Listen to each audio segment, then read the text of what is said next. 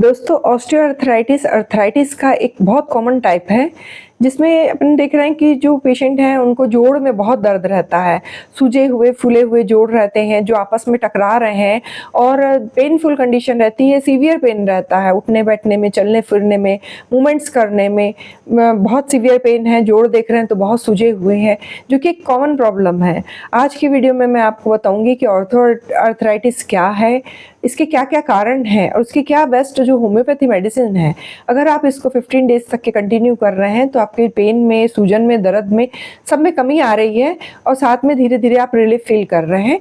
ये सारे जो मैटर्स हैं उस पर आज की वीडियो में अपन डिस्कशन करेंगे। Hello everyone, welcome to my channel.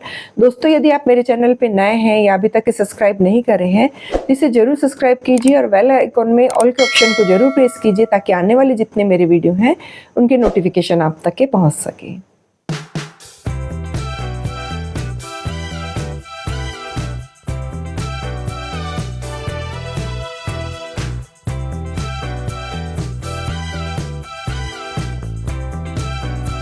दोस्तों, ऑस्टियोआर्थराइटिस है, ये अर्थराइटिस का एक टाइप है जो कि बहुत कॉमन पाया जाता है और इसका सबसे मेन कारण रहता है ऑस्टियोपोरोसिस। ऑस्टियोपोरोसिस जो है आफ्टर 50 ईयर होता है और कैल्शियम की डेफिशिएंसी के कारण जनरली डेवलप होता है, जिसमें जो सबसे बड़ा कारण मिलता है अपन को ऑस्टियोआर्थराइटिस का। ऑस्टियोआर्थराइटिस जो है इसमें जनरली अपन देखेंगे कि जो पेशेंट हैं उनके जॉइंट्स हैं वो उनके कार्टिलेज घिस जाते हैं, यानी जोड़ घस गए हैं बोलते हैं जनरली। तो ये जो जोड़ के घस जाने के कारण, कार्टिलेज क्या चीज है, दो जोड़ के बीच के एक प्रकार से गद्दी नुमा रचना रहती है जो कि दोनों जोड़ों को आपस में मिलने नहीं देती और बीच में मूवमेंट्स को बना के रखती है। इसमें कुछ फ्लूइड भी पाया जाता है जिसके कारण इजी अपने जो जॉइंट्स रहते हैं वो मूवमेंट करते रहते हैं और कोई प्रॉब्लम नहीं होती।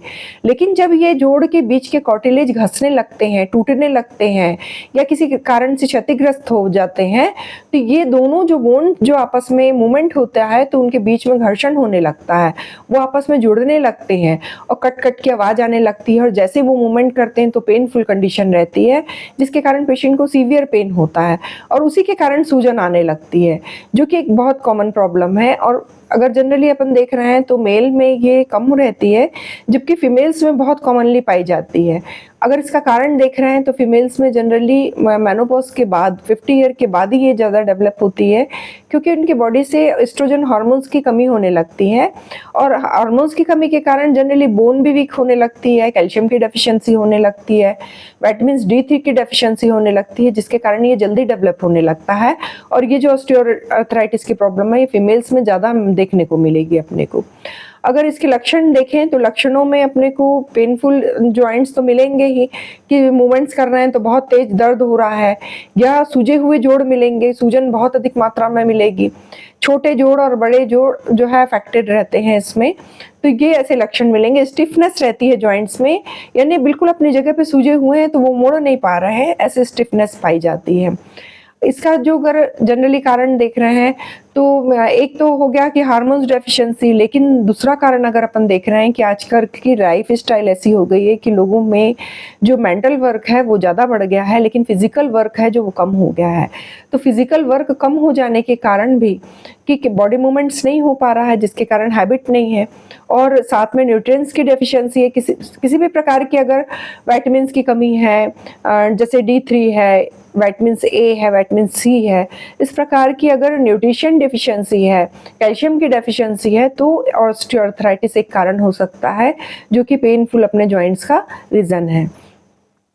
नेक्स्ट कॉज अगर अपन देख रहे हैं कि ओवरवेट होना, यानी बोन तो एक कमजोर है, ऊपर से वजन ज्यादा है शरीर का, फैट अधिक हो जाने के कारण जोड़ पे असर पड़ रहा है, यानी बॉडी का वेट ज्यादा है, जोड़ और हड्डियां कमजोर हैं तो ये एक्सेस वेट होने के कारण भी जो है कार्टिलेज है घसने लगते हैं और आपस में कार्टिलेज घस जाते हैं, हड्डियां जो है अपने शरीर के वजन को संभाल नहीं पाती हैं तो ये सूज जाती हैं और पेनफुल अपन को जॉइंट्स देखने को मिलते हैं।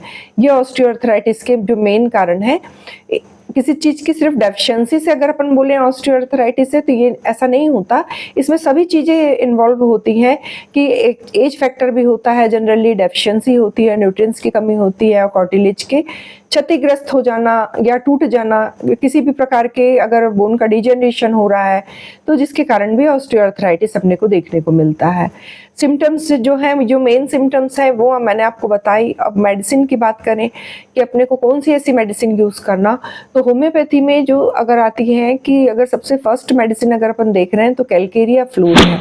कैलकेरिया फ्लोर जो मेडिसिन है बायोकेमिक मेडिसिन है, जो कि अपने को 4-4 टैबलेट लेना है। जो मीठी जो टैबलेट फॉर्म में आती हैं ये 4-4 टैबलेट लेना है अपने को दिन में 4 बार, सुबह, दोपहर, शाम और रात। अगर इसको डायरेक्ट चूस के ले सकते हैं तो आप डायरेक्ट चूस के लें, नहीं अगर नहीं ले सकते हैं तो थोड़े से आधे कप कुनकुने पानी में इसको डाल लें तो ये टैबलेट डिसॉल्व हो जाती है, फिर आप ये मेडिसिन को पी सकते हैं। ऐसे ये दिन में 4 बार लेना है अपने को। और सेकेंड मेडिसिन आती है सिम्फाइटम। सिम्फाइटम जो मेडिसिन है ये एक प्रकार से जो कार्टिलेज के लिए एक प्रकार के टॉनिक का काम करती है, जो कि नई कार्टिलेज के सेल टिश्यू का डेवलपमेंट करती है, जो क्षतिग्रस्त जो सेल्स टिश्यू है इनको रिपेयर का काम करती है और इसको स्ट्रॉन्गनेस प्रदान करती है। इस कारण सिम्फाइटम मेडिसिन का जरूर यूज़ करना चाहिए और इसको मदर टिंचर फॉर्म में यूज़ करना चाहिए। इसकी 10-10 बूंद दिन में 3 बार लेना चाहिए। थोड़े से कुनकुने पानी में अगर अपन 10 बूंद ले रहे हैं, ऐसा दिन में 3 बार पी रहे हैं, सुबह, दोपहर और शाम। आधा घंटा पहले और आधा घंटा बाद कुछ ना लें, बीच में ये मेडिसिन लें आप, तो इसमें ज़्यादा अच्छा रिजल्ट अपने को देखने को मिलेगा। और जो थर्ड मेडिसिन आती है वो साइलेशिया आती है। साइलेशिया मेडिसिन को 30 पोटेंसी में लेना है और दिन में 3 बार लेना है इसको, सुबह, दोपहर और शाम।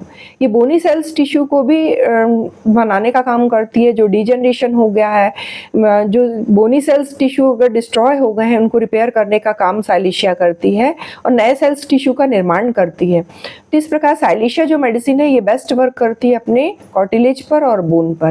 इसको दिन में 3 बार लेना है। ये तीनों मेडिसिन का कॉम्बिनेशन के रूप में आप 10 से 15 दिन तक के अगर आप ले रहे हैं तो आप देखेंगे कि आपकी जो ऑस्टियोआर्थराइटिस की प्रॉब्लम है धीरे धीरे कम होती जा रही है और आप बेटर फील कर रहे हैं। इसके अलावा जरूरी है आपको कि एक बार अपना कैल्शियम और विटामिन डी जो है D3 का जो है टेस्ट करवाना जरूरी है। एक बार लैब में आप ये टेस्ट करवाएं और देखें कि आपके कैल्शियम और D3 लेवल कम तो नहीं है। अगर ये कम है तो उसको सप्लीमेंट्स के रूप में या फूड आइटम के रूप में आप इसको लें और अपनी डाइट में शामिल करें और आप इसकी भी पूर्ति करें, तो आप देखेंगे कि जल्दी आपको जो है ऑस्टियोपोरोसिस की कंडीशन में रिलीफ मिलने लगेगा और आप पहले से बेटर फील करेंगे। दोस्तों, यदि आपको मेरा ये वीडियो आज का इन्फॉर्मेटिव लगा हो तो आप लाइक कीजिए, फ्रेंड एंड फैमिली के साथ शेयर कीजिए। ऐसे ही इन्फॉर्मेटिव वीडियो के साथ मैं आपसे फिर से मिलती हूँ एक नए टॉपिक के साथ नेक्स्ट वीडियो में। Take care and stay safe.